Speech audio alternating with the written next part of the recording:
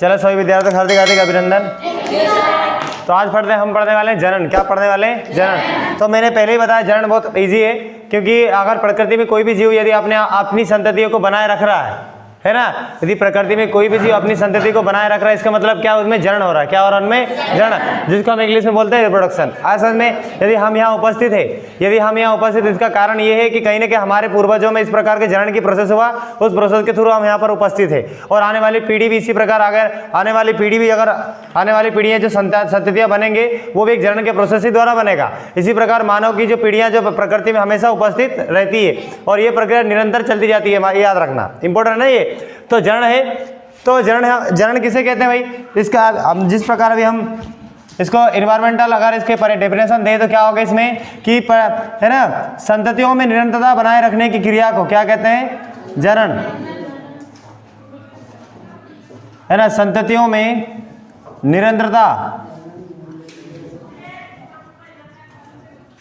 निरंतरता बनाए रखने की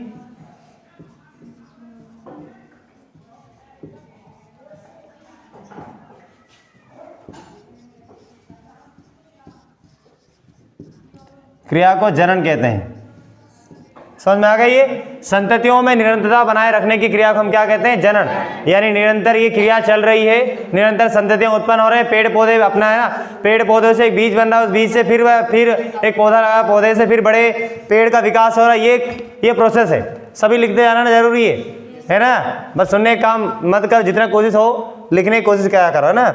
याद तभी होंगे जब हमारी शरीर तो हम सुन ही रहे हैं, साथ ही साथ हम लिखने का काम भी करो, तो इसमें दोनों क्रिया चल रही है। इससे क्या होता है, तुम्हारे शरीर की एक्टिविटी पता चल कि आप सुन रहे हो, है ना। तो संततियों में निरंतरता बनाए रखने की क्रिया को क्या बोलते हैं? जनन। आप जनन के लिए दो जीवों की आवश्यकता पड़ती है। कितने? मतलब जनन करने के लिए 2 जीवों का भागीदार होना आवश्यक है ना। तो जनन करने के लिए 2 जीवों का भागीदार कौन कौन से? एक होता है नर, है ना, एक नर और मादा, नर और मादा। अब देखो, यदि नर और मादा दोनों है ना मिलकर नई संततियां को उत्पन्न कर रहा है, नर और मादा दोनों मिलकर क्या है, नई संततियां को उत्पन्न कर रहा है, तो इस प्रकार को जनन हम क्या बोलते हैं मालूम है? लैंगिक जनन। क्या बोलेंगे उसको? लैंगिक जनन। क्या है? लैंगिक जनन। तो मैंने क्या कहा, यदि नर और यानी ऐसी प्रक्रिया, ऐसा जनन जिसमें नर और मादा दोनों क्या है ना, साथ साथ मिलकर नई संततियां उत्पन्न करते हैं, उसको हम कौन सी जनन बोलते हैं? उसको लैंगिक जनन। या वह क्रिया जिसके द्वारा क्या है, नर और मादा मिलकर क्या है, नई संततियों को जन्म देते हैं, ऐसे जनन को हम क्या बोलते हैं? लैंगिक जनन, है ना। जिसमें क्या है, जिसमें 2 संतान है, जिसमें नर और मादा दोनों से है ना भाग लेते हो, जिसमें नर व मादा दोनों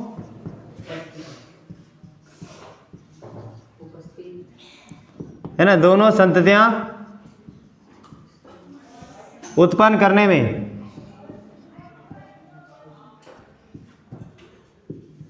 है ना, जिसमें नर व मादा दोनों संततियां उत्पन्न करने में है ना अपना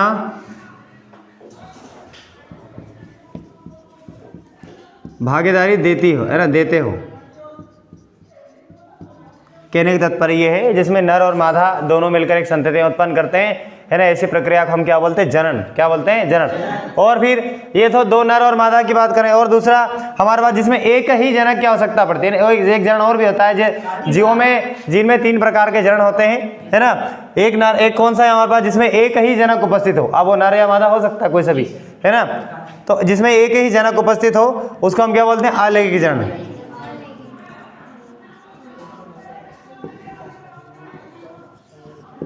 अलैंगिक जनन, है ना, जिसमें है ना,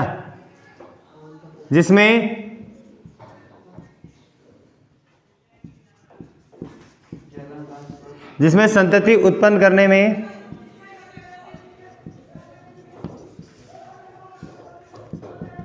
में एक ही जनक की आवश्यकता हो,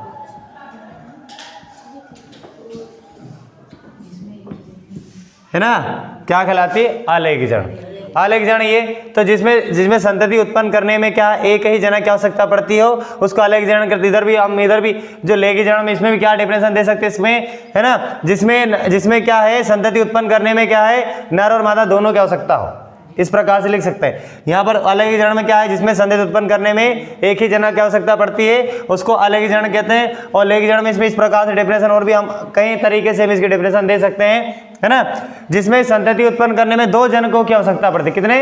2 जनकों की आवश्यकता पड़ती है। तो यहाँ अर्थात करके हम लिख सकते हैं जिसमें संतति उत्पन्न करने के लिए क्या है 2 जनक की आवश्यकता हो। कितने? 2 जनक की आवश्यकता हो।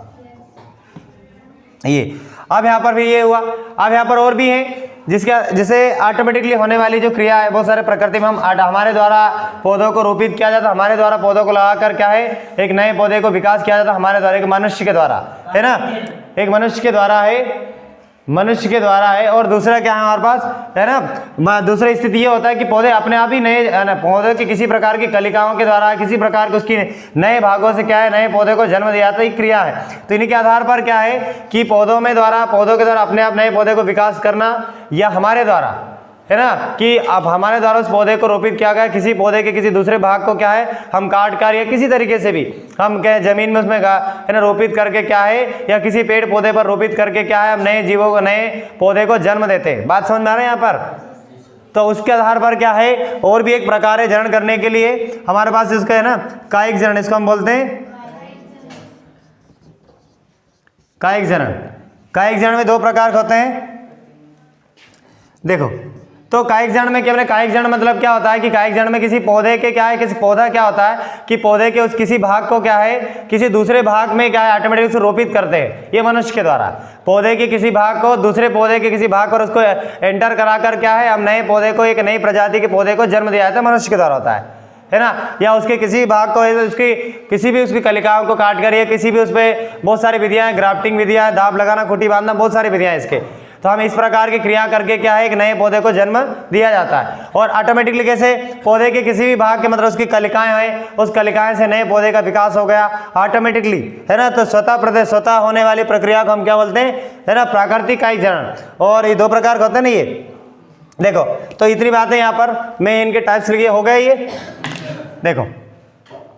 तो जनन के प्रकारों को देखते हैं इसमें।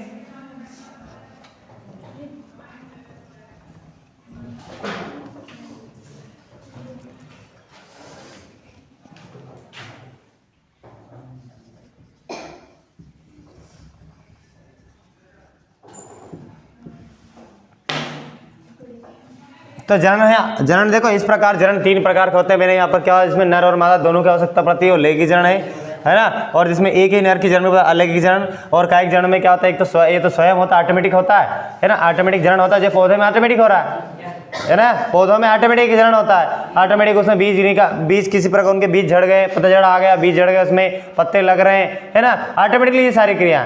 तो ये प्रकृति के द्वारा हो रही है ना। और हाँ, जैसे हमारे द्वारा कि आपने जैसे उसकी शाखा या किसी कलिका को काट ली और काटने के बाद अपने द्वारा जमीन में पर रोपित किया, या तो उसी भाग को क्या किसी पौधे के किसी ऐसे, है ना, जैसे एग्जांपल के लिए यहाँ पर ये दिया है ना,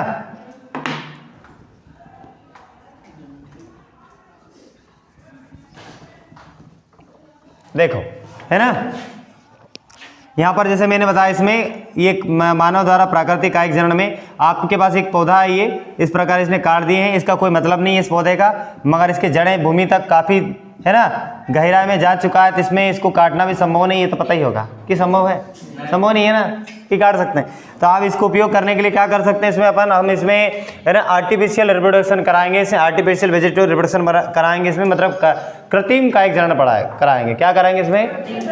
कृत्रिम कायिक जनन। कैसे?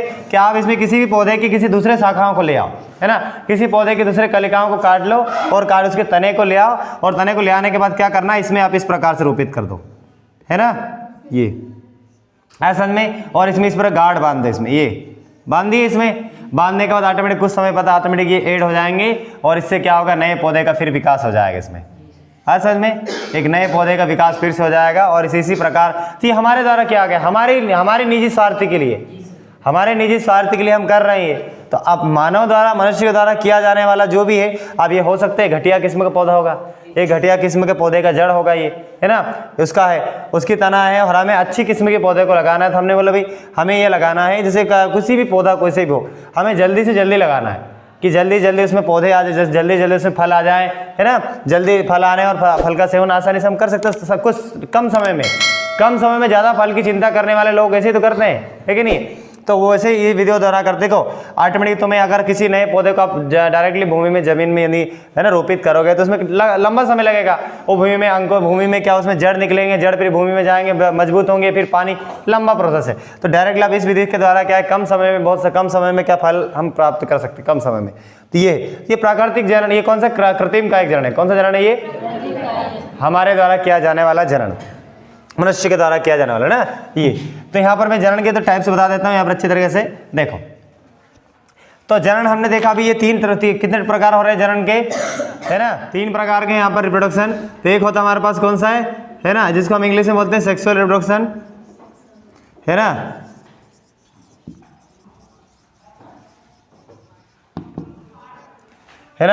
और तीसरा है हमारे पास, है ना, वेजिटेटिव रिप्रोडक्शन,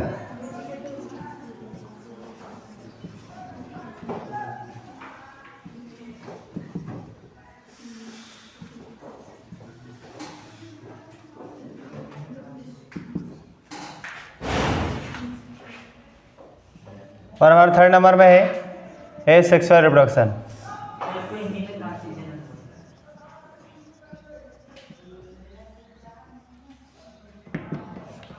है ना, लैंगिक जनन, है ना, कायिक जनन और अलैंगिक जनन। तो देखो यहाँ पर जो सेक्सुअल रिप्रोडक्शन दिखा है, इसमें क्या होता है, इसमें किसमें एक मेल और फीमेल, क्या है, एक मेल और फीमेल हमारे पास क्या होता है ना, फीमेल एंड मेल, है ना, ये प्रोसेस बता रहा हूँ इनकी डिप्ली, है ना। देखो तो फीमेल और मेल क्या करते हैं आपस में, ये क्या बनाते हैं, है ना, ये इनका एक युग्मक का निर्माण करते हैं, किसका, युग्मक, है ना। युग्मक मीन्स हम किसको बोलते हैं हम, है ना, गैमिट्स, क्या बोलेंगे इसको, है ना, गैमिट्स है। और ये मेल भी अपने गैमिट्स का निर्माण करेगा, है ना, क्या है, गैमिट्स। और मेल और फीमेल हमेशा गुणसूत्र की संख्या कितनी होती है भाई, 46, कितने होता है, कितने होते हैं, 46, है ना। तो सेक्सुअल रिप्रोडक्शन में मतलब लैंगिक जनन के बारे में विस्तृत देख रहे हैं यहाँ पर। तो लैंगिक जनन होता है क्या, तो लैंगिक जनन में नर और मादा मिलकर क्या करते हैं, है ना, एक युग्मक का निर्माण करते हैं, यानी युग्मक यानी मेल और फीमेल क्या है, दोनों क्या है, गैमेट्स का निर्माण करते हैं, जिसको हम क्या बोलते हैं, युग्मक, क्या बोलते हैं उसको, युग्मक, क्या कह सकते हैं, युग्मक। ये दोनों कर इसमें इन्हें युग्मक बनाने के बाद क्या करेंगे, ये दोनों युग्मक आपस में मिलकर क्या बनाएंगे, ये, है ना, एक कौन सी प्रोसेस है, हम जिसको बोलते हैं फर्टिलाइजेशन।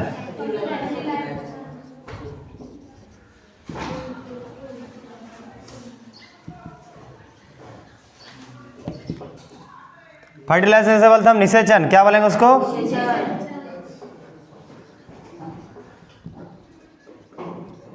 इस क्रिया के द्वारा, है ना, इस क्रिया के द्वारा, है ना, इस क्रिया के द्वारा क्या करते हैं, वो एक युग्मज का निर्माण करते हैं, किसका, युग्मज।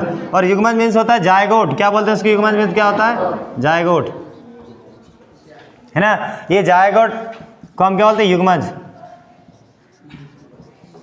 युग्मज का निर्माण किया, है ना। युग्मज का निर्माण करने के बाद हमारे पास युग्मज के पास, है ना, प्राप्त क्या होगा, यहाँ पर हमारे पास लास्ट में अंतिम समय में क्या, भ्रूण, युग्मज का निर्माण होने के बाद क्या है, एक भ्रूण का निर्माण होगा, किसका, भ्रूण, है ना। भ्रूण को हम जिसको बोलते हैं एम्ब्रायो बोलते हैं, इंग्लिश में क्या बोलते हैं,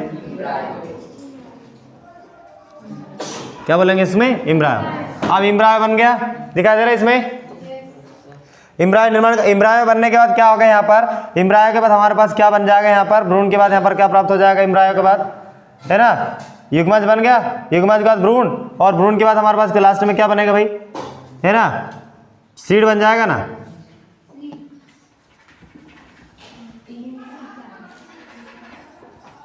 सीड हम देते हैं बीज,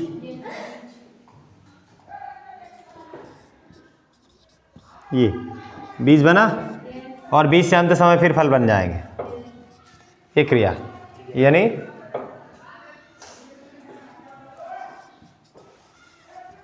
फ्रूट्स, ये फल बन गए। और इसी प्रकार ये फल बनने के बाद फिर पौधे बन जाएंगी। क्रिया निरंतर चलते रहते हैं, ये क्रिया निरंतर क्या प्रकृति में चलते रहते हैं। तो सेक्सुअल रिप्रोडक्शन यहाँ पर क्या है, यानी लैंगिक जनन क्या है यहाँ पर कि फीमेल और मेल क्या आपस में युग्म क्या बनाते हैं, युग्मक बनाते हैं, गेमेट्स का निर्माण करते हैं, है ना। और गेमेट्स के निर्माण करने के बाद क्या होता है, इसमें फर्टिलाइजेशन की क्रिया के द्वारा आपस में मिलकर क्या है, जायगोट का निर्माण करते हैं। इसका जायगोट यानी युग्मज का निर्माण होता है। युग्मज का निर्माण करने के बाद क्या होगा, फिर भ्रूण बनेगा और भ्रूण से बनता मेरा सीड बन जाएगा, सीड से फिर वही फल बन जाएंगे, फल बनने से फिर वही क्रिया चलते रहेगा, है ना। ये क्रिया क्या निरंतर चलते रहेगा।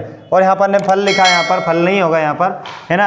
यहाँ पर बीच से हमारे पास पौधे बनेंगे ना, क्या बनेंगे यहाँ पर, पौधे बनेंगे। यहाँ पर एक छोटा सा प्लांट बनेगा, है ना, प्लांट बनेगा ना यहाँ, क्योंकि बीज जो होता है बीज फल में होता है कि नहीं। तो यहाँ इस बीज से हमारे पास क्या बन गया, यहाँ पर पौधे बन गए। तो ये प्रोसेस यहाँ पर समझ में आना है। और ये क्रिया देखो यहाँ पर देखो बातें यहाँ पर समझ, ये 46 और 46 यहाँ गुणसूत्रों की संख्या, मानव जितने गुणसूत्रों की संख्या होती है, एक व्यक्ति में टोटल गुणसूत्रों की संख्या कितने होते हैं, 46, है ना। अब 46 है तो इनमें 46 में क्या करेगा, है ना, ये 23 गुणसूत्र मिला के इसका इनके इसमें 23, है ना, जैसे 23 और इधर 23, ये 23 गुण के नए जो संततियां जाएंगे उसमें इन दोनों का क्या है, टोटल कितने गुणसूत्र चले जाएंगे, 40 चले गए, चले। और ये कौन से, ये इसमें जो कौन सी क्रिया के द्वारा, ये कौन सी इसमें विभाजन हुआ ना, डिवीजन हुआ इसमें, तो कौन सा विभाजन द्वारा, उसको बोलते हैं अर्धसूत्री विभाजन। क्या है, अर्धसूत्री विभाजन। यहाँ पर अर्धसूत्री विभाजन लिख देते हैं अपन, अर्धसूत्री विभाजन। तो अर्धसूत्री विभाजन किसे कहते हैं भाई, अर्धसूत्री विभाजन जिसमें एक मात्र कोशिका से क्या है, 4 संतति कोशिकाओं का निर्माण होना। कितने, एक मात्र कोशिका से 4 संतति कोशिकाओं का निर्माण होना, है ना। तो ये जैसे धीरे धीरे आगे बढ़ते जाएंगे, 4 संततियां उत्पन्न होते जाएंगे ये, तो एक मात्र कोशिका से 4 संतति कोशिकाओं का निर्माण, उसको अर्धसूत्री विभाजन होना। और क्या है, और अपने जो एक और विभाजन एक आता है जिसको बोलते हैं माइटोसिस डिवीजन। क्या है, समसूत्री विभाजन। समसूत्री विभाजन जिसमें एक मात्र कोशिका से 2 संतति कोशिकाओं का निर्माण होना। तो ये अर्धसूत्री विभाजन के द्वारा क्या यहाँ पर युग्मज बना, कौन सा, युग्मज। अब युग्मज में यहाँ पर जो गुणसूत्रों की संख्या कितने हो जाए, इसको जो गुणसूत्रों में जोड़े होंगे उसको कहेंगे हम उसमें हैप्लॉइड। क्या बोलेंगे उसमें, जो गुणसूत्रों का प्रकार कैसा होगा, तो गुणसूत्रों का संख्या, गुणसूत्रों का प्रकार क्या होगा यहाँ पर, हैप्लॉइड। हैप्लॉइड मीन्स क्या होता है, अगुणित। हैप्लॉइड मीन्स क्या होता है ना, गुणसूत्रों का प्रकार कैसा होगा इसमें, अगुणित। अगुणित इंग्लिश में हम बोलते हैं हैप्लॉइड। इसका मतलब हैप्लॉइड मीन्स क्या होता है, देखो दोनों का 46 था, दोनों को 46 था ना। अब 46 में से आधे गए, इसमें 46 से आधे गए, तो इसका मतलब क्या हुआ, जो 46 गुणसूत्र बना ये आधे गुणसूत्र बनाए। कि इसका 46 था पूरे, तो ऐसा थोड़ी है कि यहाँ जैसे मान लो एग्जाम्पल कि नर है या मादा है ना, या नर है, इस नर का पूरा 46 गुणसूत्र इसमें गया, ऐसा नहीं हुआ ना। यहाँ पर दोनों का आधे दे गया, मतलब गुणसूत्र की संख्या यहाँ पर आधे गए, है ना। तो गुणसूत्र की संख्या आधे हो गए, हो गए। इसका मतलब क्या, वहाँ पर जो इसको क्या बोलेंगे, हैप्लॉइड। सिर्फ एक गुणसूत्र गया, किसका, एक जोड़े गुणसूत्र गया ना। यहाँ पर ये 40, यहाँ पर क्या है, 23 जोड़े गुणसूत्र है ना, 23 है ना, ये इस प्रकार। तो आधे गुणसूत्रों की संख्या गया, इसका मतलब यहाँ 23 यहाँ गया, तो इसका मतलब इसमें जो गुणसूत्रों के जो प्रकार होगा अगुणित होगा। कैसा होगा, अगुणित। ये हुआ यहाँ पर। तो इतनी बातें। और ये कौन से जीवों में ये सेक्सुअल रिप्रोडक्शन होता है, ये कैसे जीवों में होता है, ये बहुकोशिकीय में होता है। कैसे, बहुकोशिकीय, है ना, यानी मल्टी सेलुलर ऑर्गेनिज्म होता है भाई। इसमें मल्टी सेलुलर यानी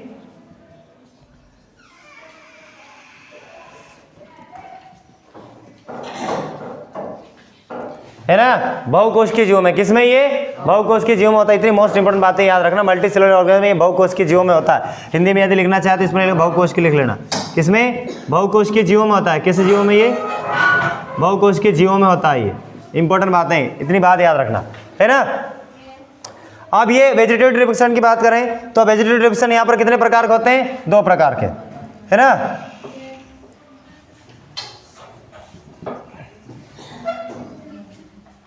आगे लिख देते हैं,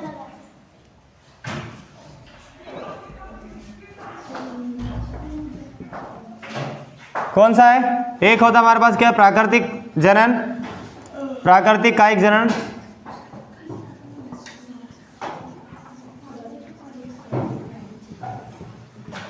है ना, प्राकृतिक कायिक। और दूसरा क्या था, कृत्रिम,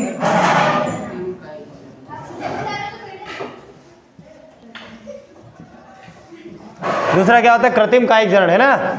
बात समझ में आ रही है। यहाँ पर वेजिटेटिव रिप्रोडक्शन कितने प्रकार के होते हैं? 2 प्रकार के, प्राकृतिक कायिक जनन और कृत्रिम जनन। हम जिसके इंग्लिश में हम जिसके बोलते हैं, है ना, नेचुरल वेजिटेटिव रिप्रोडक्शन, आया समझ में। और इधर वाले को क्या बोलेंगे?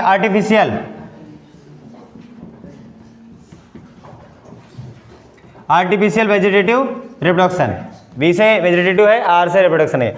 तो प्राकृतिक कायिक जनन में क्या होता है? प्राकृतिक कायिक जनन में यानी पौधे के किसी भी भाग को क्या है, पौधे का कोई भी भाग,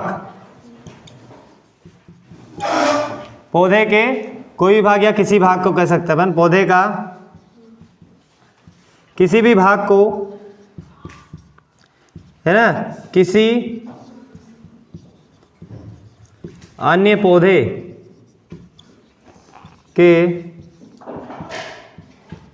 शरीर में रोपित कर, है ना, क्या है, रोपित कर नए पौधे का विकास करना, प्राकृतिक कायिक जनन का। समझ में आ रहा है यहाँ पर कि पौधे का क्या है, पौधे का किसी भी भाग को किसी अन्य पौधे के शरीर में रोपित कर नए पौधे का क्या विकास करना, है ना। ये तो अब देखो यहाँ पर कुछ ये तो हमारे पास ये जो कृत्रिम कायिक जनन है, क्या है ये कृत्रिम कायिक जनन। देखो कृत्रिम कायिक जनन यहाँ पर क्या, कृत्रिम कायिक जनन में क्या हो रहा है यहाँ पर कि पौधे का किसी भाग को किसी अन्य भाग से क्या, अन्य भाग के मतलब हमने दूसरे पौधे लिया, उस पौधे किसी भाग को दूसरे पौधे में जाकर रोपित कर दिया, ये कृत्रिम कायिक जनन में। मगर प्राकृतिक कायिक जनन क्या कहते हैं? प्राकृतिक कायिक जनन में क्या, तो स्वतः प्रकृति में जितने पेड़ पौधे हैं इसकी परिभाषा देने की आवश्यकता नहीं है ना, कि स्वतः होने वाले क्या है, हम इस प्रकार लिखो कि स्वतः होने वाले जनन को, है ना, स्वतः प्राकृतिक कायिक जनन की डेफिनेशन लिख लो, स्वतः होने वाले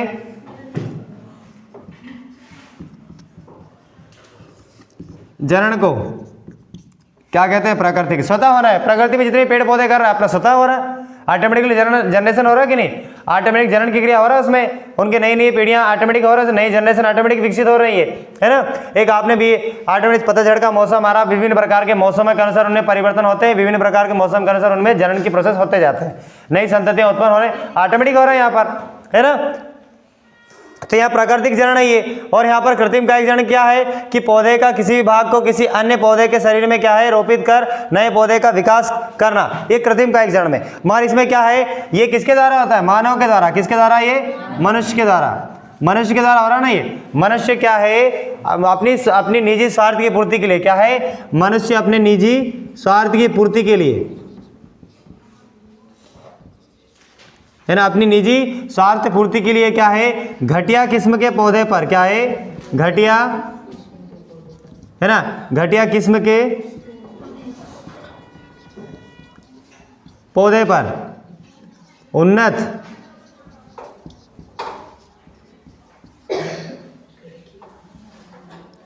क्या है, उन्नत किस्म के, आगे लिख लेना, किस्म के, है ना, पौधे को रोपित कर, है ना, नए किस्म के पौधे को विकसित करना,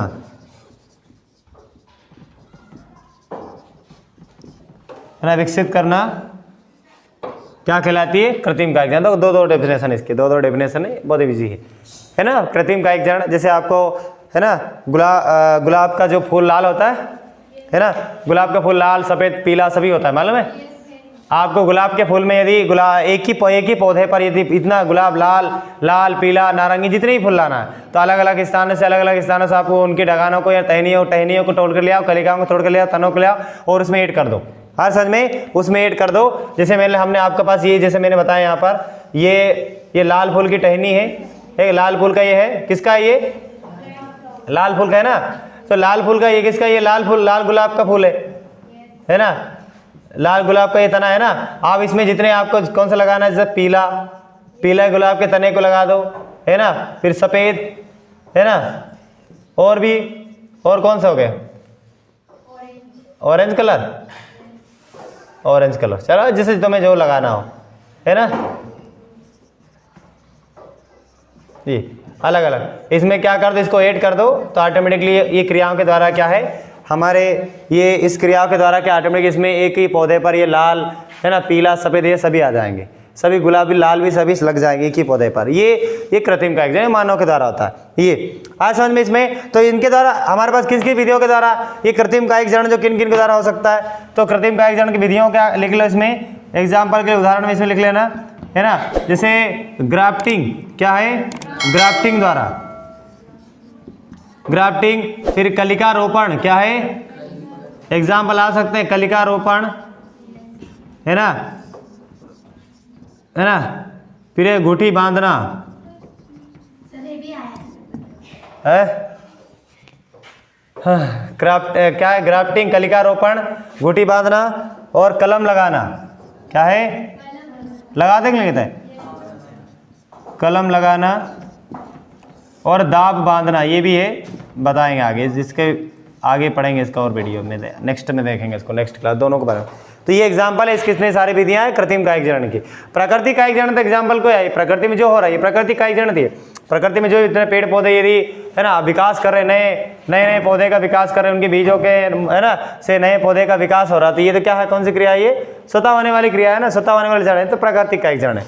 तो कृत्रिम कायिक जनन कितने डेफिनेशन याद समझ में आना है यहाँ पर, है ना। तो और भी यहाँ पर देखो, अब हमारे पास कौन सा है एसेक्सुअल रिप्रोडक्शन, तो ये भी इसकी भी कुछ विधियां हैं इसमें, जिसमें एक नर एक जनक, क्या इसमें बता दो थोड़ा, ये मिटा दूं, इसको मिटा दूं, इसको, लेकिन इसको क्या हो सकता है, इसको समझ में आना चाहिए ना। देखो तो एसेक्सुअल रिप्रोडक्शन यानी अलैंगिक जनन क्या होता है, अलैंगिक जनन मतलब जिसमें एक जनक क्या हो सकता होती है, कितने, इधर में लिखा है जिसमें एक जनक क्या हो सकता होती है ना, क्या कहलाती है वो, है ना अलैंगिक जनन यानी एसेक्सुअल रिप्रोडक्शन। देखो जैसे मैंने यहाँ पर एग्जांपल के लिए हमारे पास कौन कौन सी विधियां हैं, है ना, इसको करने के लिए हमारे बहुत सारे, कौन सा है, पहला है तो विखंडन, क्या है ना, जिसको हम बोलते हैं फ्यूजन, है ना, ये भी होता है, ये दो प्रकार के होते हैं, बाइनरी फ्यूजन है ना, ये भी दो प्रकार के होते हैं, है ना, एक होता है बाइनरी फ्यूजन और दूसरा है मल्टीपल फ्यूजन, है ना, ये दो प्रकार के होते हैं ये, और दूसरा फिर हमारे पास मुकुलन जिसको बोलते हैं बडिंग, है ना, फिर तीसरा होता है पुनरुद्भवन जिसको बोलते हैं रीजनरेशन,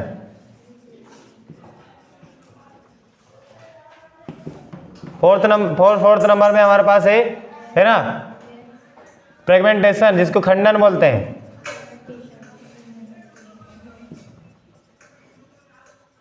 क्या बोलते हैं इसको, खंडन। ये एग्जांपल है इसके, है ना, ये एसेक्सुअल रिप्रोडक्शन के, जिसमें एक कोशिका से दो संततियां कोशिका निर्माण होते हैं, रीजनरेशन, है ना, और दूसरा हमारे पास ये रीजनरेशन है पुनरुद्भवन,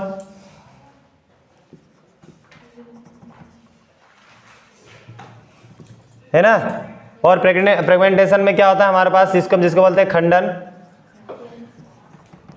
है ना, और 5 नंबर में हमारे पास बीजाणु जनन, क्या है, जिसको बोलते हैं स्पोरुलेशन, क्या बोलते हैं स्पोरुलेशन, बीजाणु जनन। ये इतने विधियों के द्वारा होते हैं ये। तो मैं यहाँ पर एक बता देता हूँ, जैसे यहाँ पर एसेक्सुअल रिप्रोडक्शन में क्या होता है, एकमात्र कोशिका से, कैसे एसेक्सुअल रिप्रोडक्शन, याद रखना विशेष बात ये है कि हमेशा एक कोशिकीय जीवों में होता है, किसमें होता है ये, किसमें, जिनका शरीर एक कोशिकाओं से बना उसे एक कोशिकीय जीव यानी हम जिसको बोलते हैं यूनिसेलुलर, क्या बोलेंगे इसमें, यूनिसेलुलर, है ना। एग्जाम्पल के लिए हम लेते हैं एक अमीबा, जिसमें विखंडन के प्रोसेस के द्वारा ये अमीबा है हमारे पास, अमीबा कोई आकार नहीं होता है, मैंने पहले बताया, है ना, ये एक बार एग्जाम्पल के हमारे पास ये अमीबा है ना, ये अमीबा एक कोशिकीय जीव, कैसे ये एक कोशिकीय जीव है ना, ये यूनिसेलुलर है, यूनिसेलुलर ऑर्गेनिज्म है ना ये। तो एक कोशिका से क्या हो रहा है, यहाँ पर दो संधि है, इसमें देखो दो भाग में टूट गई ये, जैसे मान लें यहाँ पर, है ना, देखो तो यहाँ पर क्या होगा, यहाँ पर हम लिख देंगे 2n है, क्या है ये, इसमें द्विगुणित है, मतलब ये जो जोड़े में यहाँ पर क्या है, ये गुणसूत्र की संख्या यहाँ पर जोड़े में, तो जब ये दो आपस में क्रिया करेंगे तो इस प्रकार से बनेगा, देखो ये हुआ, इस प्रकार हुआ यहाँ पर, ये तो गुणसूत्रों की जगह 2n है ना, यहाँ पर कितने हैं 2n, तो यहाँ पर भी जाएगा 2n और यहाँ पर भी जाएगा 2n। इस प्रकार यहाँ पर ये इसमें जो विभाजन होता है वो होता है माइटोसिस डिवीजन, यानी समसूत्री विभाजन। कौन सा विभाजन होता है इसमें? समसूत्री विभाजन का मतलब समझते हैं। सूत्री मीन्स होता है यहाँ पर गुणसूत्र। सूत्री का शब्द मतलब क्या है? सूत्री का मतलब क्या? गुणसूत्र। और सम यानी समान, मतलब जो गुणसूत्र की संख्या क्या है, जैसे गुणसूत्र की संख्या यहाँ पर जनक में था तो इनसे उत्पन्न संततियों में भी बिल्कुल सेम टू सेम वही गुणसूत्र होंगे। यहाँ पर 2n गुणसूत्र, यहाँ पर भी 2n है। इस प्रकार गुणसूत्र यहाँ पर कैसे होंगे? 2n लिखकर, यहाँ 2n का मतलब होता है डिप्लॉइड। क्या होगा? डिप्लॉइड मतलब होता है द्विगुणित, है ना। तो गुणसूत्रों के प्रकार है, क्वेश्चन आ सकते हैं कि है ना कि एक कोश के जीवों में जो है ना बनने वाले उत्पन्न संततियों में गुणसूत्रों का प्रकार किस प्रकार होता है? डिप्लॉइड, है ना। या कौन से डिवीजन के द्वारा आता है? समसूत्री विभाजन के द्वारा। तो समसूत्री विभाजन की परिभाषा क्या है? एक मात्र कोशिका से दो समान संतति कोशिकाओं का निर्माण होना जिसमें गुणसूत्रों की संख्या क्या है? मात्र कोशिका के क्या होता है? समान हो। कुछ बात समझ में? ये अब इससे बिल्कुल सेम टू सेम बन जाएगा, फिर वही ये बना लेगा वही, है ना। ये इस प्रकार ये पूरा गुणसूत्र ये बना लेगा, ये है ना। ये क्या बना? अमीबा पूरा बना लिया। इस प्रकार ये क्रिया निरंतर चलते रहते हैं। तो इसी प्रकार यहाँ पर बातें समझ में आ रहा है यहाँ पर कि आज सेक्सुअल रिप्रोडक्शन में क्या होता है ना, कि एक जनक के जिसमें एक जनक की आवश्यकता पड़ती है और एक ही जनक कौन सा? एक कोश के जीव अमीबा है। अमीबा एक कोश के जीव है और अमीबा ने क्या किया? अमीबा ने अपने आप को जब इसमें ओल्ड स्टेज में आ गया, बिल्कुल है ना, ओल्ड एज स्टेज में आ गया, बिल्कुल बुढ़ापा आ गया इसको, उस स्टेज में उसको अपने आप को रीजनरेट कर लेता है। वो अपने आप को क्या कर लेता है? वो है ना। यानी हमारे बहुत प्रोसेस यहाँ पर इतने सारे प्रोसेस सभी में एक कोश के जीव है, सबके सब एक कोश के जीव है ना। तो इनमें जो प्रोसेस होता है तो ये एक कोश के जीव से क्या दो संतति कोशिकाओं का निर्माण हो रहा है ना। तो ये प्रक्रिया किसके द्वारा? समसूत्री विभाजन के द्वारा। किसके? समसूत्री विभाजन। तो और इसमें गुणसूत्र की संख्या कैसे हो रहा है? इसमें समान द्विगुणित कैसे हो रहा है? दूसरे समान। 2n है यहाँ पर, तो यहाँ भी 2n है। इसका मतलब क्या हुआ कि गुणसूत्रों की संख्या क्या हो रहा है? यहाँ पर समान हो रहा है ना। जैसे यहाँ पर हम यहाँ देखो, यहाँ पर देखो 40 है, कितने यहाँ पर? 40। तो यहाँ पर इस 23 इसका और 23 इसका, गुणसूत्र की संख्या यहाँ पर क्या हो रहा है? आधी हो रहा है, गुणसूत्र की आधी हो रहा है। और यहाँ पर नहीं है, ये 2n है यहाँ पर, ये भी 2n है। जैसे मैंने एग्जाम्पल यहाँ पर और लिखते हैं, यहाँ पर 40 है, कितने? 40 होते नहीं है 40 वैसे बता एग्जाम। यहाँ 40 है तो दोनों में 40 हो जाएगा। प्रति डुप्लीकेट बना लेंगे, डबल बना लेंगे, क्या है? डबल हो जाएगा। इसमें आधा हो रहा है ना, यहाँ डबल करें तो कितना ज़्यादा होना चाहिए था। इस 40 है तो यहाँ भी 40 है, दोनों 40 नहीं, ऐसा नहीं होता। 23 इसका दोनों 40 बना लिया, है ना। हम भी है ना, हमारे जो गुणसूत्रों की जो अनुवांशिक जो क्रिया है इस प्रकार से के द्वारा होता है। यहाँ पर इतनी बात याद रखना। यहाँ पर देखो, और मैंने ये बताया कि एसेक्सुअल रिप्रोडक्शन में देखो यहाँ पर बिल्कुल सेम है, इनके लक्षण सेम है ना। यहाँ पर 40 है और वहाँ पर दोनों में 40 है। इसका मतलब क्या होगा कि एसेक्सुअल रिप्रोडक्शन में जो उत्पन्न संततियाँ जो है आकार व आनुवंशिक गुण में, कैसे? आकार व आनुवंशिक गुण में, कैसे? आकार की क्या बोले इसमें? आकार की व है ना आनुवंशिकी, है ना। क्या? विभिन्नता,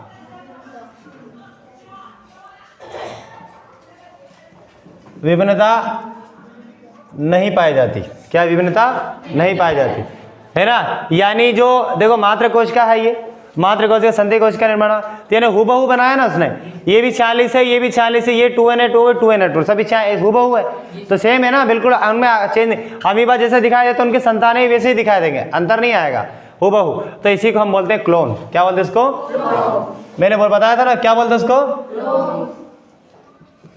मोस्ट इंपॉर्टेंट है कि एक कोश के जीवों में उत्पन्न संततियों को हम क्या बोलते हैं? क्लोन। एक कोश के जीव द्वारा उत्पन्न संततियों को हम क्या बोलते हैं? क्लोन। क्यों? किसमें? इनके जिसमें माता पिता जिस प्रकार है उसी प्रकार, जिस प्रकार उसके जनक कोशिका है उसी प्रकार उत्पन्न संततियां उसी प्रकार है। हर समय मैंने हमारे जीव हमें थोड़ी होता, हम बहुकोश के जीव, कैसे कि बहुकोश के जीव है ना। देखो आप कैसे हो, आपके आने वाले संतानें कैसे होंगे, ये तो बात करें। तुम ठहरे सीधे साधे, है ना। तुम्हारे संतानें क्या पता उसमें बदमाश निकलेंगे कि चोर डाकू मवाले क्या निकले, पता ही नहीं है कि नहीं। हर समय और रंगों में, आकार में, ये तो आनुवंशिक लक्षणों में, किसमें? ये आनुवंशिक लक्षण है ना। हम जैसे हैं, हमारे संतानें इस प्रकार नहीं है ना। तो उसका कारण क्या? उसमें आनुवंशिक लक्षण है ना। और यदि आकार की बात करें, किसमें? आकार में, है ना।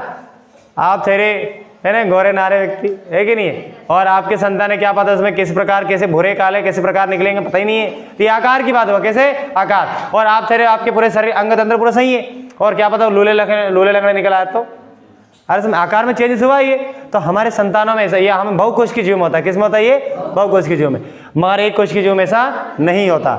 मतलब इनसे उत्पन्न संतानों में बिल्कुल हुबहू वैसे होंगे। हर समय हुबहू उनकी संतानें उनकी जैसे हैं, उनके माता पिता जैसे हैं, उनके संतानें भी वैसे का वैसे ही होंगे।